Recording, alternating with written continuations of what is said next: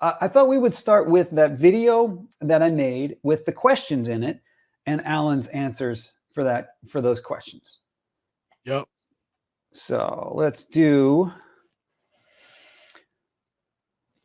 Okay, I think I can just share my screen over there. So the first question in the video, you know what? I'll link the video in there in case anybody wants to know what the hell we're talking about later. Okay, first question was, what is standard atmospheric pressure? And I do mean like at sea level or, down at the ground. What is the standard atmospheric pressure? Yeah, in any kind of units you choose, but all right. like a number. Is it 9.11 psi? 9.11. I'm just kidding, dude. That was a 9/11 joke. So nine and something psi, and you're not sure of it. Yeah. Okay. No, it's like 14 point something. I was just making a 9/11 joke. Oh, I'm sorry. Typical. I don't get the jokes. 14 and something. It's all good. Yeah. Yeah, I mean, we could Google it. It's Yeah, okay. I agree. We could Google it. What I want to do first is just get what you think. And like I said, I'm not going to debate it. I just want to know your answers. Oh, I Googled it the other day. It's like 14 something, isn't it? Okay. I can't remember. I didn't write it down. I'll agree with that. I'll agree with that assessment. Number 2. 3. Come on, get back to 2. Okay, we go. Oh, come on. Pause. It wasn't paused. My bad. Hey, stop unpausing. There we go. What is the pressure in the vacuum of space? And here we're talking about, I think we're talking about what do the globies say the pressure is? Well, the standard narrative is, what is it, 10 to the negative 17 or 19 torr?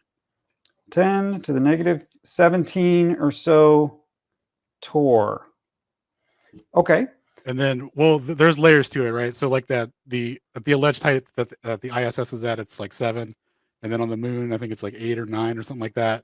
When you say 7, you mean like 10 to the minus 7? Oh, yeah. Sorry. Yeah. 10 to the minus 7 torr. And then, allegedly on the moon, I think it was like 8 or 9. And then as you would get further out, hypothetically, it would be, that's where you get into the 10 to the 17, right? Something like that. Okay. That's cool. So it's like go ahead. Yeah. All right. I pretty much happen to agree with that. What was question number 3? We got, does atmospheric pressure, now this is your opinion about what you think, not what you think science says. What do you think happens? Does atmospheric pressure change as you go up in altitude? Yeah. Yeah. And what does it do? Lower. Yeah. Okay. Drops. All right. All right. What do you think the atmospheric pressure is? And this is what you think, not what Google says. What do you think the pressure is at the top of Mount Everest? I mean, it would just be a number, dude. Just whatever number that would be lower than what you would experience at sea level, right? So lower than 14. Yeah, there you go. All right, fair enough. So let me ask you something though. Uh-huh. What comes first? Air pressure or shit? Sorry, I got kind of nervous. Yeah, I think I know what you're about to say. I'd ask you to hold on to it until we do the 10 questions. Gotcha. And then you can do your logical presentation. What I'm trying to do is just establish facts that we agree on. Sure. And see if there's any that we disagree on, right? Gotcha. Any logical progression that you make, if it's based on facts that we agree on, then we should agree with your logic as well. Sure. And if we differ on the facts, then it doesn't matter what you say about the logic, right? Because we already differ. Yep. Okay. Gotcha. All right. So what's this next one? The pressure at the altitude a jet airliner flies. Not sure. Can we just say lower than Mount Everest? Yeah. Lower than 4, than number 4? Yeah. Okay. Boom. Okay, now this is curious. On this one, I meant What is the, you see, we agreed that the science folks say the pressure goes down to like minus 10 to the minus 17 torr, right? But you don't think that it really does that, probably. You think in your belief system, it probably doesn't go that low before it hits like a container or something, I think. Yeah, I'm not, How I mean, low do you think it does go? I mean, I have no idea, man. I assume it goes really low. Superly low. I'm going to write down. Superly low, dude. Superly low. Okay, so you think before the container, we get like if you put a pressure sensor at the top of the container, right, you'll get a superly low pressure. There you go. Yeah. Okay, awesome sauce. My mom says that, dude. There was a TV commercial, and I said it ever since then. Okay. It got in your mind, man. Yeah. I got a bonus question for you. There's a math question. Oh, shit. Scared. If you have a circle with an area of 1 square inch, what is that circle's diameter? Dude, 3.14279. I'm just kidding, dude. I don't know. You don't know. Do you have any idea what the relationship between area and diameter is? Nope, but I'm ready to fucking learn about it. Okay. Well, if you want to know, I could tell you. Send it. It's just pi r squared. So the radius or the area of a circle is pi, the number pi, 3.14 times the radius of that circle squared. So to get the diameter, you got to divide by 2. It's no big deal. It's like, it's going to be that big. Okay. Okay. So a 1 square inch hole is that big. Okay. So then on these, I'm setting up like a physics homework problem type of scenario here. All right. The idea is that this green plunger is in a 1 square inch hole. So that's that little hole that size. And if the pressure is not equal on either side of this wall here, it will push on the plunger. And we're going to measure out how many pounds or whatever kind of units you want to use, how much force it pushes with. Does that make sense? Mm-hmm. Okay, so for the first one, I say put your standard atmospheric pressure on both sides of this container, right? Mm-hmm. So that would be your 14 and something, 14 and change. How much force are we going to measure on this plunger? I'm sorry, what was the question? How much force does this atmosphere push on this plunger? Pushing it. Oh, at 14 point whatever the PSI is. Yeah, there's 14 here and there's 14 here. Oh, yeah. Sorry, I wasn't. What happens to the green thingy? Nothing. It just stays there. 0. Okay. And then let's say, and I have a little clip from James Bond here where who is it? Goldfinger gets sucked out the window of a plane, right? We see that in the movies all the time. So let's do that. Yeah. So let's say there's a bullet hole in the side of a plane. So we have 14 and change here. And then we just said in the plane, it was something lower than 14. We didn't really know how much, but it was kind of low. Mm-hmm. What kind of force would we get here? And how would you even answer that?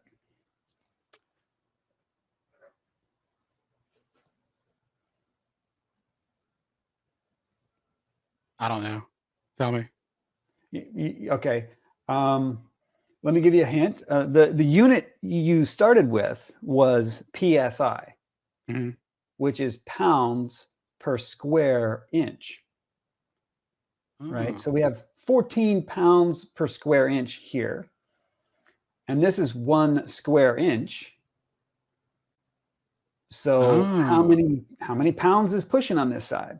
Ooh, I'm going to say 14. 14. Bang on. So let's say what is this? Let's say this is 3. No, let's make it 4. Let's say it's 4. This is 4 pounds per square inch out here. All right. So how many pounds are pushing this way? So 4. 4. So we got 14 pushing this way. We got 4 pushing that way. What do we got? 10. We got 10 pounds. Right. So so for the record, thanks for making that easy, dude. That was a straight layup, bro. Thank you. Yeah. So I don't think Goldfinger's going to get sucked out the window with 10 pounds, right? No, that's just Hollywood. That's not true. Okay. Yeah. So that's what this one's about, is like, no, that stuff you learn from Hollywood. Dude, you just ruined every movie that somebody got sucked out of a plane, man. Like, how am I supposed to? It's not like that. Yeah. Live my life now. I know. Okay. And so then let's do the space version. So Matt Damon, right? I don't know if you ever saw The Martian. Pretty good flick. Matt Damon cuts a little hole in his glove and he shoots it out like Iron Man. So now we have atmospheric pressure on the inside and the vacuum of space outside. How many pounds does it push? Oh, what was that? The negative Tor number? Yeah, this was. Yeah, you're gonna have to help me out on that. I don't know. Let's call it 0. Let's just say it's 0. Round it down to 0. All right. So we got 14 pounds pushing this way. We got 0 pounds pushing this way. How hard is that pushing?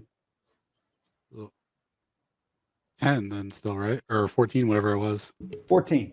Yeah. 14, 15 pounds. So, well, let me ask you this real quick, though. So Matt Damon cut a hole in his suit. So what if you cut a hole in your standard atmospheric pressure container and then was still trying to measure what the pressure is through your 1-inch thing? Like it would suck all the air out, right? So you wouldn't have any pressure. Have this outer container sealed? Well, no. The inner container where it's a standard atmospheric pressure, the green one. Or okay, so say, because you said Matt Damon cut a hole in his spacesuit to play Rocket Man. So if you cut a hole in the container that you have for that, it would suck all the vacuum, would take all the air out of that to begin with, and you wouldn't have anything to press on the plunger anyway.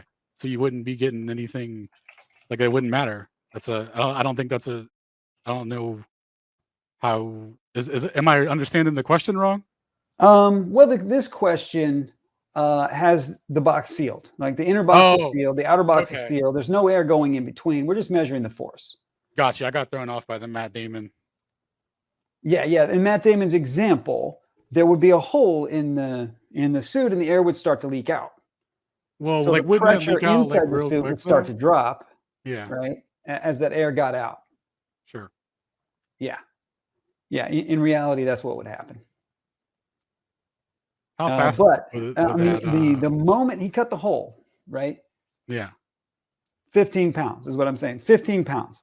So no, he's not going Iron Man with 15 pounds. Right? Be dead. But he did. I saw it in the movie. Okay. I think he ate shit potatoes in that movie too, bro. Was that? Oh, the shit potatoes. Yeah. So it was a good movie, though. I liked it. Yeah, I don't trust people that eat their own shit. Oh, come on. We've been doing it for thousands of years, right? I don't know. Okay. All right. So that's those 10 questions. Thank you for your answers. We may refer back to these as you go on and explain now. Why don't you take it away from that? I think we basically agree on all 10 of these questions. Yeah. As long as you don't dispute that it's only 14.7. It's 14.7. 14.7 pounds of force. I think a lot of people have a misconception. A lot of people have a misconception about how hard that force of outer space is. But it's not. Like, how much pressure is inside the tires of your own car?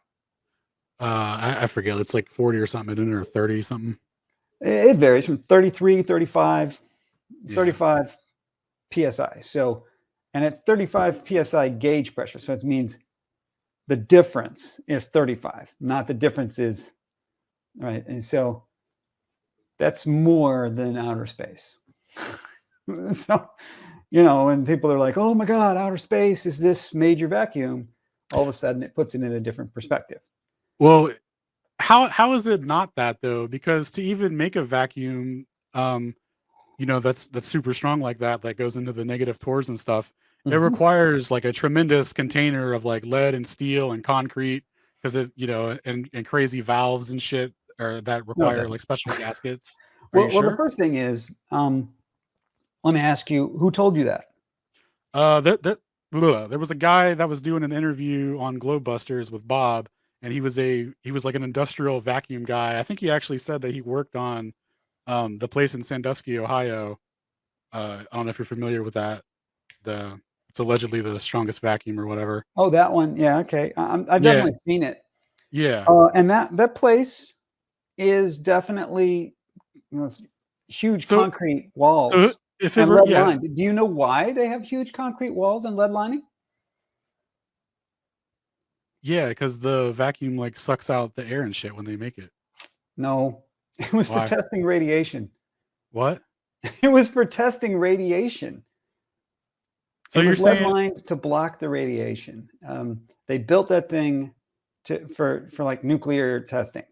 It's interesting. Hold on, let me write that down. I gotta check that. yeah. Go look that up. As I haven't heard, Um, well, that's interesting because I thought yeah, that it was to part of make a just like, vacuum, you 'cause don't need concrete walls.